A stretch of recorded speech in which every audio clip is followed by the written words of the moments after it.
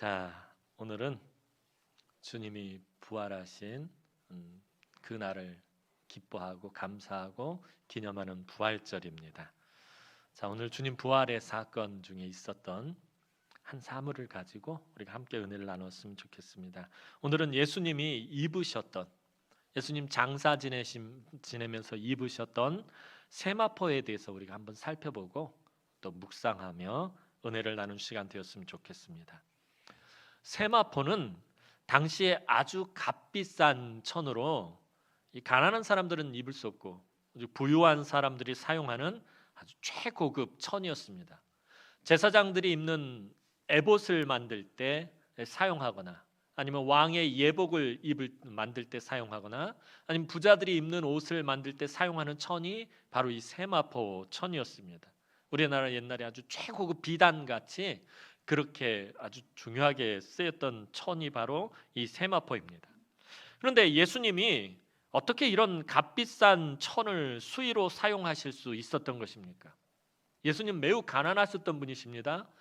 지난번에 우리 데나리온 이야기할 때 말씀드렸던 것처럼 예수님께서 그것을 설명하실 때 그 1데나리온조차도 없으셔서 다른 사람 걸 빌려다가 그 데나리온을 가지고 말씀을 하셨단 말이에요. 아무것도 가진 것이 없는 가난한 예수님이 어떻게 이렇게 그 당시에 최고급 가장 비싼 세마포로 수의를 입으실 수 있었느냐라는 것입니다. 오늘 우리가 읽진 않았지만 이 20장 본문 바로 앞에 19장 뒤쪽에 이 38절에서 42절을 보면 예수님의 장례를 누가 치렀냐면 부자였던 아리마대 사람 요셉과 니고데모가 맡아서 진행했기 때문에 이것이 가능한 일이었습니다. 예수님이 살아계실 때는 그렇게도 몸을 사리던 두 사람이 예수님이 돌아가시자 돌연 가장 용감해졌습니다. 니고데모는 다른 사람 눈이 이렇게 무서워서 한밤중에 예수님 찾아와 가지고 거듭남에 대해서 물어봤고요. 그러니까 니고데모나 아리마대 사람 요셉도 사실 예수님의 제자였지만 예수님 살아계실 때는 그들이 유대인의 관원이기 때문에 사내들인 공의원이었고 종교 지도자들에 속했기 때문에 그들 눈치를 보느라고 몸을 사리고 그것을 잘 표현하지 못하고 그랬었습니다. 그런데 그랬던 그들이 예수님 돌아가시고 나니까 제자들보다 더 용감하게 변해버렸습니다. 정말 담대하게 이 빌라도를 찾아가서 예수님의 시체를 달라고 요구하고 예수님의 장례를 둘이 함께 치르는 것을 보게 됩니다. 아직도 대제사장의 무리들은 살기 등등해가지고 예수님과 관련된 사람들이라면 모두 다 잡아가지고 죽이려고 하는 그런 때입니다. 그런데 이 아리마대 사람 요셉과 니고데모가 빌라도를 찾아가서 당당하게 예수님의 시체를 달라고 요구하고 그리고 그 밤에 서둘러서 장례를 치른 것을 보게 됩니다. 니고데모는 예수님의 장례를 치를 때 그냥 온 것이 아니라 이 몰약과 침량을 섞은 것을 가져왔는데 굉장히 많은 양을 들고 왔습니다. 학자들에 의하면 이 정도의 양은 왕을 장례할 때나 사용하는 정도의 그런 양이라고 합니다. 아리마대 요셉과 니고데모는 몰약과 침향 섞은 것과 그리고 향품으로 예수님의 시체를 정성껏 바르고 세마포로 잘 감싸서 아리마대 요셉이 준비한 새 무덤에 장사하였습니다. 이처럼 요한이 예수님의 장례를 5절에 걸쳐서 아주 자세하게 기록하고 있는 것은 예수님이 분명히 십자가에서 죽으셨다라는 것을 강조하고 있는 것입니다. 예수님이 세마포를 입었다라는 것은 예수님이 숨지셨다, 죽으셨다라는 것을 분명하게 증거하고 있는 것입니다. 그런데 오늘 요한복음을 기록한 이 사도 요한은 유독 예수님이 입으신 이 세마포에 관심을 가지고 이야기하고 있습니다. 앞장과 이 또 20장에서도 계속해서 세마포에 대해서 이야기하는데 세마포라는 단어를 3번 이상 사용하면서 이야기하고 있다는, 그만큼 이 세마포에 관심을 가지고 있다라는 거예요.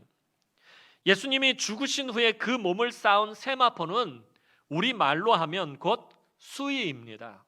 죽은 사람이 입는 옷, 우리는 이렇게 배로 이렇게 꽁꽁 몸을 다, 저도 몇 번 이제 입관을 이렇게 참관해 보면은 이렇게 꽁꽁 감싸는 그 수의를 갖다 말하는 것입니다.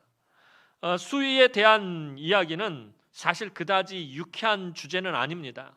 우리가 살아가면서 일반적으로 나누는 대화 속에 자주 언급되는 그런 주제는 아닙니다. 우리도 수의에 대해서는 평상시에 이야기하지 않습니다. 그런데 누군가가 당신은 관에 들어갈 때 어떤 수의를 입으시겠습니까? 라고 묻는다면 그 질문에 사실 유쾌하게 대답할 사람들 별로 없을 것입니다.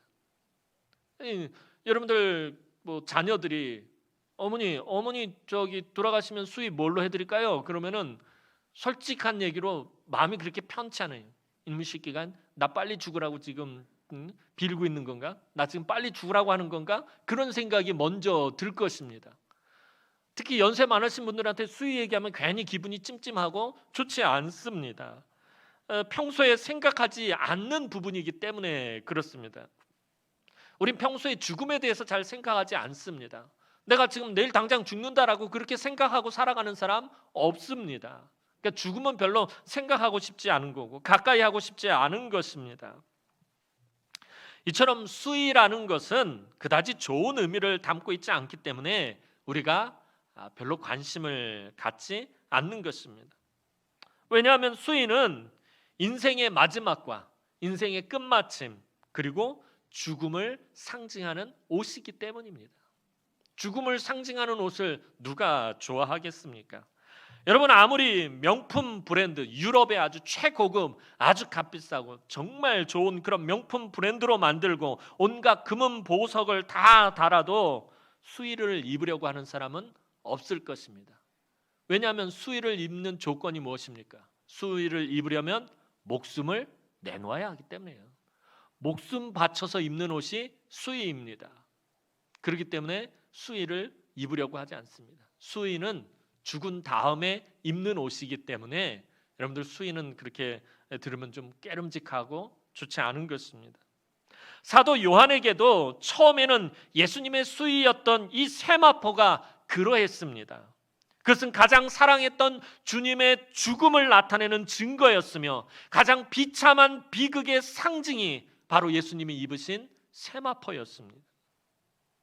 그런데 우리 주님은 그 비극의 상징이며 죽음의 상징이었던 세마포를 승리와 생명의 상징으로 바꾸어 놓으셨다라는 것입니다. 오늘 여러분에게 있어서 삶의 고난과 고통과 실패, 더 나아가서 죽음같이 여겨지는 삶의 상징들은 무엇입니까? 여러분들의 삶을 한번 보시기 바랍니다. 여러분의 삶을 괴롭게 하고 힘들게 하고 고통스럽게 하고 심지어 참 마치 죽음처럼 느껴지게 만드는 삶의 상징들이 있을 것입니다. 그것이 무엇입니까? 설교를 준비하면서 곰곰이 생각해 봤습니다. 대학에 들어가고자 하는 수험생들에게는 불합격 통지서, 이제 막 연애를 시작한 청년에게 군입대 통지서, 취업에 실패했다라는 문자 통보, 사업 실패로 인한 빨간 압류 딱지, 교통사고가 나서 심하게 찌그러진 자동차, 몸에 암이 생겼다라는 병원 진단서, 중환병으로 수술한 상처 부위, 입원했을 때 이 팔목에 채워주는 팔찌 같은 것들, 이런 것들이 고난과 고통 그리고 실패와 죽음 같은 안 좋은 의미의 상징일 것입니다. 제가 말씀드린 것 말고도 여러분들 삶에는 이거보다 더 심하고 이거보다 더 고통스러운 여러분들만이 아는 삶의 그런 안 좋은 상징들이 있을 것입니다. 마치 죽음처럼 고통스러운 그런 삶의 상징들이 있을 것입니다. 왜 이런 이야기로 설교를 시작하냐 하면 오늘 사도 요한이 말하고자 하는 것이 바로 이렇게 좋지 않은 의미로 받아들여지는 것들을 하나님은 사용하셔서 선을 이루신다라는 것이기 때문입니다. 제가 설교에 이따금씩 인용하는 성경 구절이 로마서 8장 28절 말씀입니다. 로마서 8장 28절 말씀 우리 다 함께 한번 읽어보도록 하겠습니다. 시작. 우리가 알거니와 사랑하는 자들 곧 그의 뜻대로 부르심을 입은 자들에게는 모든 것이 합력하여 선을 이루느니라. 사도 바울은 모든 것이 합력하여 선을 이룬다라고 말하고 있어요. 하나님을 사랑하는 자들에게는 모든 것이 합력해서 선을 이룬다라고 분명히 말하고 있습니다. 그런데 여기서 이 모든 것은 어디까지를 말하는 거냐? 이 모든 것은 도대체 무엇을 말하느냐라는 거예요. 우리 삶 가운데서 무엇이 합력해서 선을 이루는 거예요. 이 모든 것은 도대체 우리 삶의 어느 카테고리까지 포함하고 있느냐라는 것이에요. 사도 요한은 앞서서 말씀드렸던 고난과 고통과 실패와 같은 안 좋은 의미의 삶의 상징까지 포함하고 있다라고 말하고 있는 것입니다. 사도 요한은 이 모든 것에 심지어 죽음에 오신 수위, 즉 세마포까지 포함시키고 있습니다.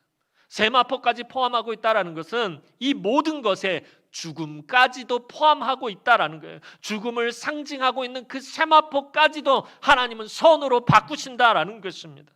그리고 오늘 본문에서 분명히 그것을 증거하고 있습니다. 죽음의 옷이 어떻게 생명을 상징하는 옷으로 변했는지 그것을 우리에게 말하고 있다라는 것입니다.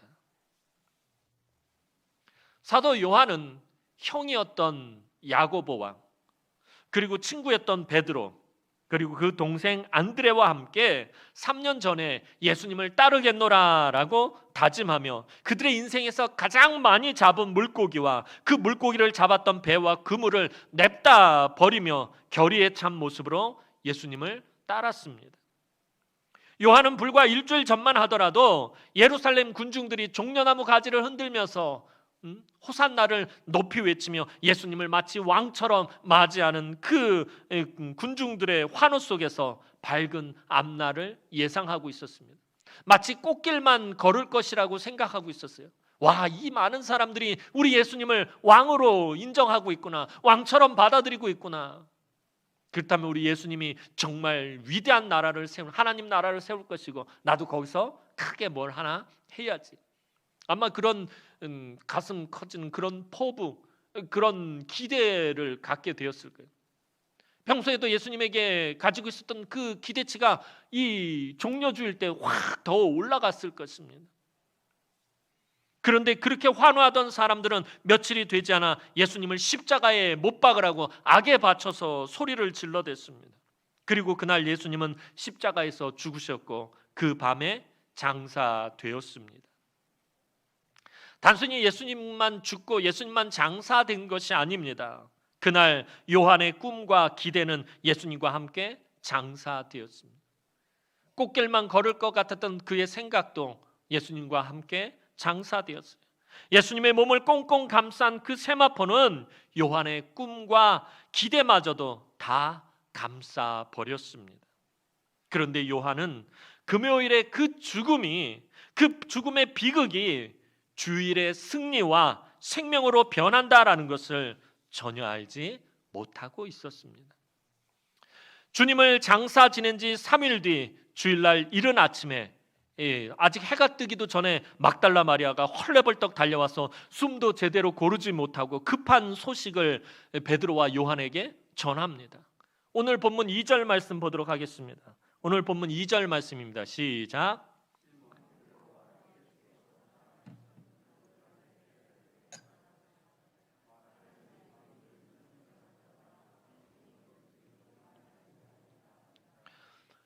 마리아는 예수님을 죽인 대제사장의 무리들이 예수님의 시체까지도 빼앗아갔다라고 아마 그렇게 생각을 한 것 같습니다.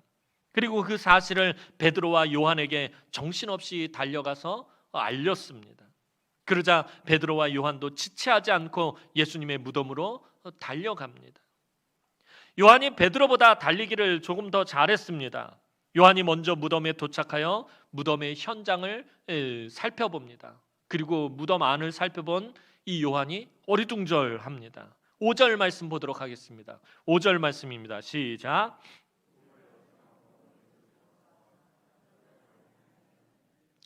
요한은 이 자세를 굽혀서 안에 동굴 안에 무덤 안을 살펴보았습니다. 세마포가 놓인 것을 보고는 그만 몸이 얼어붙어서 움직이지 못했습니다. 세마포 놓인 것을 보고 무덤 안으로 들어갈 수가 없었습니다. 예수님의 시체는 보이지 않고 세마포만 덩그러니 놓여 있었기 때문이었습니다. 잠시 뒤에 베드로가 숨을 헐떡이며 도착합니다. 그리고 성질 급한 베드로는 숨도 고르지 않고 그냥 그대로 무덤으로 뛰어들었습니다. 요한에게 다름질에 진 것에 대해서 아마 화가 난 것 같아요. 저놈은 자식은 왜 이렇게 빨리 달리는 거야? 평상시 항상 자기가 먼저이고 항상 자기가 나서서 무슨 일들을 해왔던 베드로가 요한에게 다름박질해서 그만 뒤지고 요한이 먼저 무덤에 도착한 것이었습니다. 이 요한에게 진 것에 대한 화풀이라도 하듯이 먼저 들어가지 않은 요한을 보고는 냅다 무덤 안으로 뛰어들었습니다. 그런데 그곳에서 베드로가 본 것도 요한이 본 것과 마찬가지였습니다. 세마포만 그대로 놓여 있는 것이었습니다. 베드로는 더 주변을 살펴봤습니다. 예수님의 머리를 쌌던 수건도 한켠에 있는 것을 보게 되었습니다. 7절 말씀 보도록 하겠습니다. 7절 말씀입니다. 시작.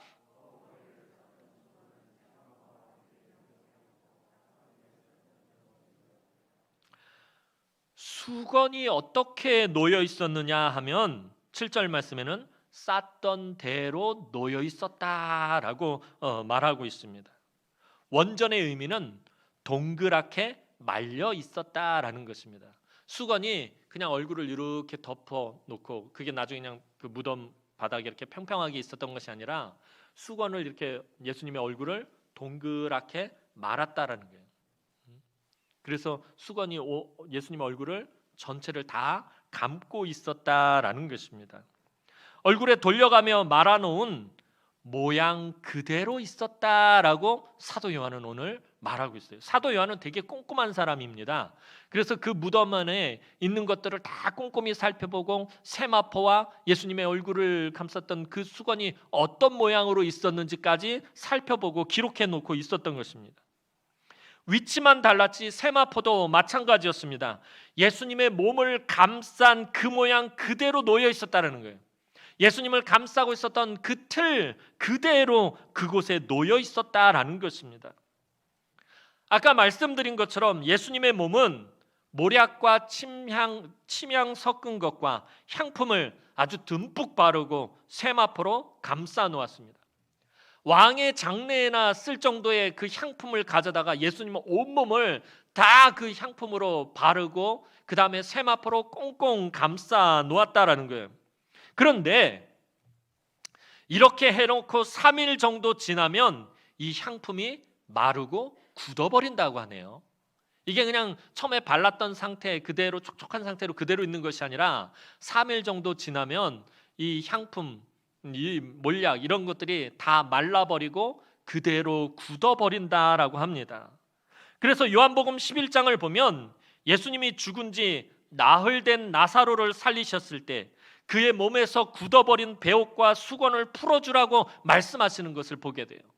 나사로야 나오너라 그랬을 때 나사로가 베옷으로 수족을 동이고 얼굴은 수건으로 꽁꽁 감싼 채로 나왔어요. 조금 흉한 모습이긴 한데 그래서 예수님 뭐라고 하냐면 사람들에게 그것을 빨리 풀어줘서 그를 놓아줘서 그가 움직이게 만들어주라고 예수님이 이야기했습니다. 왜 그런 거예요?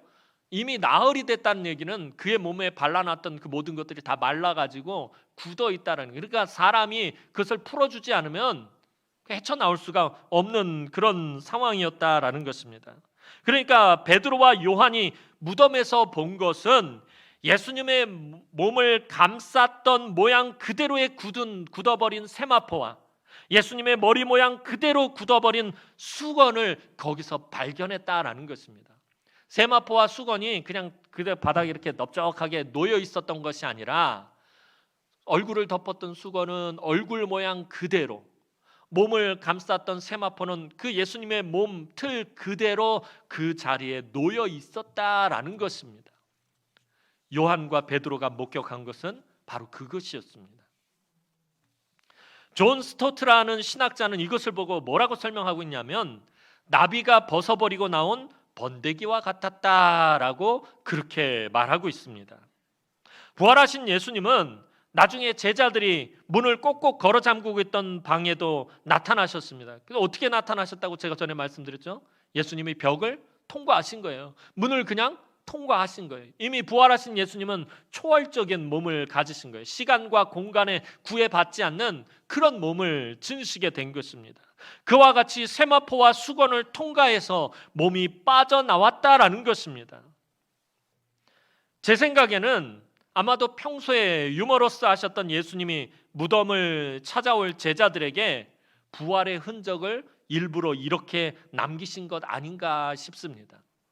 예수님과 제자들의 관계는 물론 스승과 제자들의 관계지만 사실은 연령대가 비슷한 청년들이었어요. 젊은 청년들이었어요.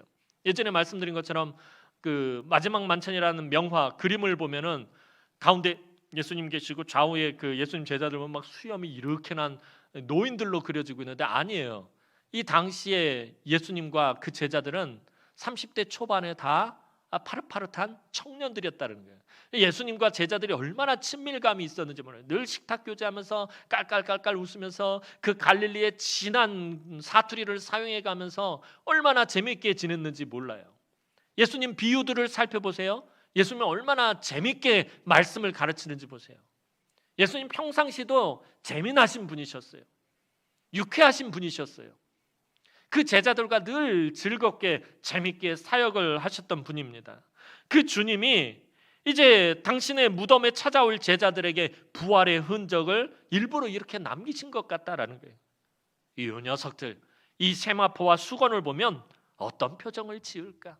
이 성질 급한 베드로, 이 녀석은 이것을 보면은 어떤 표정을 지을까 하시면서 아마 빙그레 웃으시고 무덤을 나가셨을 것 같습니다. 베드로와 요한 정말 어떤 표정을 지었을까요? 그 세마포, 예수님 모양 틀 그대로 있는 세마포와 예수님 얼굴 모양 그대로 있는 그 수건을 보고 있는 베드로와 요한은 어떤 표정을 지었을까요? 아무튼 요한은 베드로 뒤를 따라 들어가 그 무덤 안의 광경을 똑같이 목격을 하게 됩니다. 8절 말씀 보겠습니다. 8절 말씀 보도록 하겠습니다. 시작.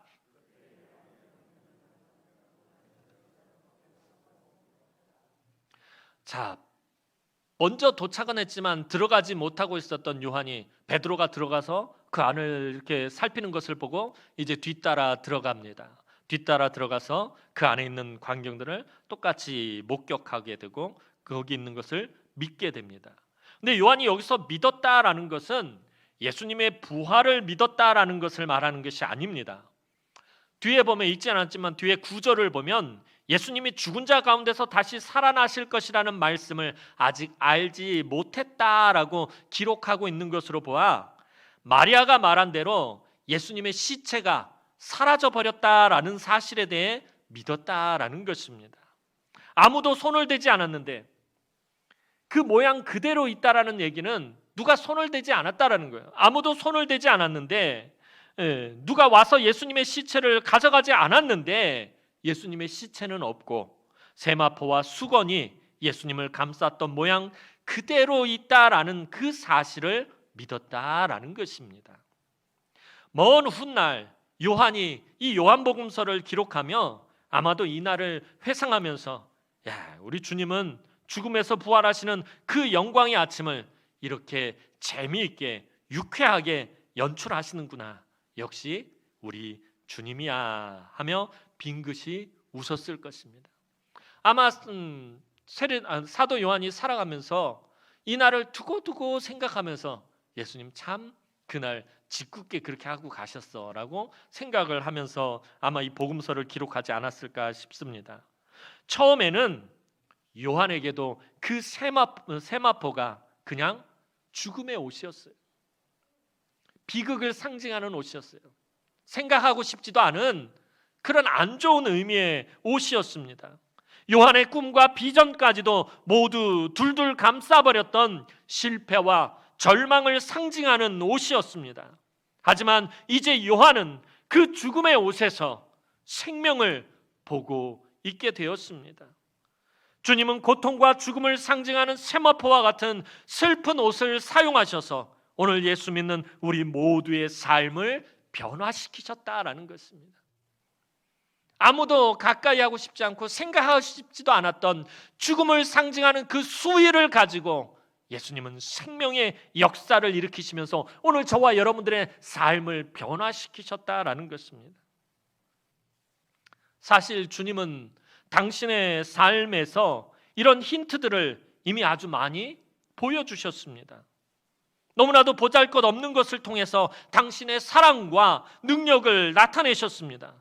베들레헴의 누추하고 더러운 구유, 가나 혼인잔치집에서의 텅 비어버린 항아리, 과부의 두 렙돈, 소년의 물고기 2마리와 보리떡 5개, 그 외에도 참 너무나도 보잘것없고 쓸모없는 것들을 가지고 주님은 놀라운 일들을 나타내셨습니다. 그렇다면 죽음의 옷을 가지고, 죽음을 상징하는 이 세마포를 가지고 생명을 나타내는 것은 이상할 것이 하나도 없는 우리 주님다운 방식이다라는 것입니다. 세마포와 수건을 그대로 두고 몸만 빠져나와서 부활을 알리시는 것이 주님에게는 그 어떤 놀라운 일도 아니고 이상한 일도 아니라는 것입니다. 전에 누군가 그런 말을 들은 적이 있어요. 한 얘기를. 부활절에 왜 삶은 계란을 줘요? 왜 구운 계란을 줘요? 생명이 없잖아요. 죽은 것이니까. 그럼 날계란을 주는 게 맞지 않느냐라고 어느 성도님이 하는 얘기를 들었어요. 처음에는 그 말도 맞겠구나라는 생각을 했는데 오늘 본문 말씀을 묵상하면서 생각했어요. 그게 무슨 상관이 있겠느냐라는 거예요. 아무리 구워버린 계란이라도, 아무리 달달 삶아버린 달걀이라도, 죽어버린 그 계란이라도 주님은 그것으로 생명의 역사를 이루실 수 있다라는 거예요. 아무 상관이 없다라는 거예요. 그러니까 이따 여러분들 계란 받아가실 때, 구운 계란 받아가실 때 왜 부활절 날 죽은 계란 주냐고 생각하지 마세요. 주님은 이 구운 계란을 가지고도 생명의 역사를 일으키실 수 있구나, 그게 부활이구나라고 여러분들 기쁨과 감사함으로 받아가시기 바랍니다.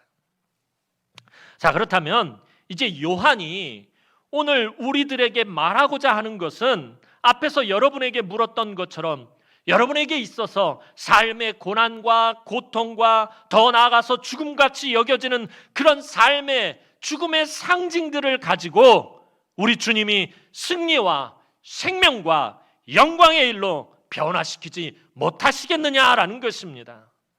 여러분들이 너무나도 잘 아시는 송명희 시인은 뇌성마비 중증 장애인입니다.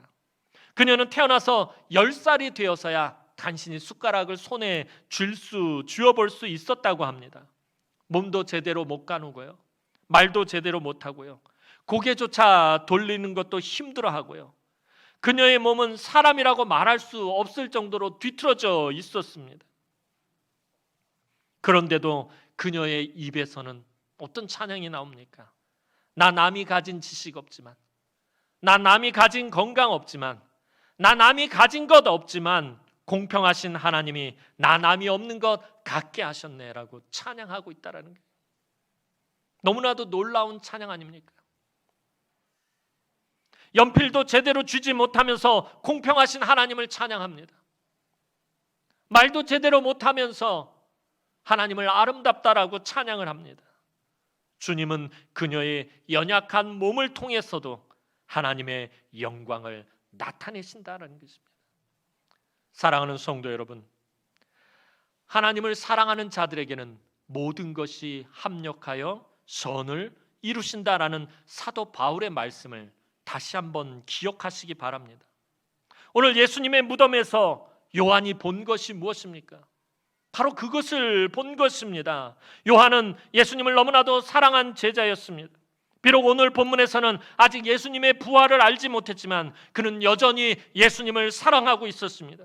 그분을 사랑했기에 주님의 영광스러운 부활의 현장을 목격할 수 있었고 그것을 증거할 수 있게 된 것입니다. 바울의 말을 조금 다르게 표현한다면, 오늘 사도 요한의 입장에서 본다면 하나님을 사랑하는 자에게는 죽음에 오신 세마포를 통하여서도 선을 이루신다라는 것입니다. 하나님은 여러분의 고통과 고난과 죽음을 상징하는 것들을 통하여서 선을 이루신다라는 것을 오늘 주님 부활의 현장에서 사도 요한을 통해서 우리에게 말씀하시는 것입니다. 여러분들이 너무나도 힘들고 괴롭고 고통스럽고 근심과 걱정이 가득한 시간을 지금 지나가고 있다면 지금 요한처럼 주님 부활의 현장 바로 코앞까지 와 있는 것일지도 모릅니다. 우리 주님은 죽음의 세마포를 생명의 세마포로 또 부활의 세마포로 바꾸셨습니다. 여러분들의 삶을 너무나도 힘들게 하고 고통스럽게 하는 그 삶의 고통을 상징하는 그 세마포들을 우리 주님은 이 부활의 아침에 생명과 영광으로 변화시킬 수 있는 분이시다라는 것입니다. 부활을 통해서 주님은 우리의 모든 것들을 변화시키셨습니다. 사망의 권세 아래 있었고 죄의 저주 아래 있었던 저와 여러분들에게 생명과 영광을 부여하셨다라는 것입니다. 여러분의 그 고통스러운 삶의 세마포들을 주님께서 승리와 생명으로 변화시키시는 은혜가 오늘 주님의 부활을 믿고 감사함으로 예배하는 우리 성도들에게 충만하기를 주님의 이름으로 축원합니다. 기도드리겠습니다. 사랑과 은혜가 많으신 아버지 하나님, 은혜와 사랑을 진심으로 감사를 드립니다. 억만가지 죄악으로 인해서 죽을 수밖에 없고 죄의 종로로 탈 수밖에 없었던 우리들을 위해서 독생성자 예수 그리스도를 아낌없이 내어주시고 우리의 모든 더러운 죄악들을 함께 그 몸에 지시고 십자가에서 못 박혀 죽으심으로 물과 피를 다 쏟으시며 죽으심으로 우리의 모든 죄를 씻기시고 다시 살아나심으로 우리를 생명의 그 현장으로 이끄셨음을 이 시간에 고백하고 우리가 믿음으로 하나님 우리가 구합니다. 하나님 그 은혜와 그 사랑을 생각할 때 우리가 어찌 만만 감사를 하나님 앞에 돌리지 않을 수 있겠습니까? 하나님 오늘도 우리 삶 가운데서 우리를 괴롭게 하고 우리를 고통스럽게 하고 우리를 힘들게 하고 마치 죽음의 상징과도 같은 그 세마포와 같은 우리 삶의 상징들을 하나님 생명과 영광으로 변화시켜 주시옵소서. 그래서 날마다 주님의 그 부활을 기뻐하고 감사하고 그 부활을 증거하는 삶을 사는 우리 남흥의 성도들이 되게 하여 주옵소서. 감사드렸고 예수님의 이름으로 기도하옵나이다. 아멘.